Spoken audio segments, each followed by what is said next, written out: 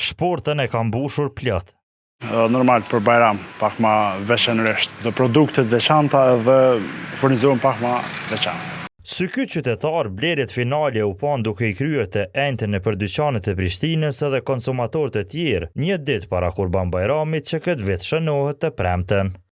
I na dalë se mi morë hash që për Bajram, kjo festë është e jona, festojna ju diçka, po zakonisht për Bajram morëm gjithë ma shumë diçka. Festa e Kurban Bajramit karakterizohet nga therrja e kurbanit dhe kryerja e haxhillakut.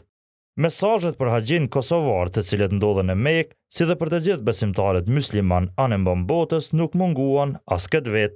Ju uroj gjithë besimtarëve musliman festën e Kurban Bajramit, shpresoj që begatia dhe mëshira e Allahut të përcjellë gjithkund çdo festë muslimanëve. Sipas Bashkisë Islame të Kosovës, namazi Kurban Bajramit do të falet në orën 5:35 të mëngjesit. Manifestimi qendror do të mbahet në xhaminë e madhe në Prishtinë. Shënjestër.net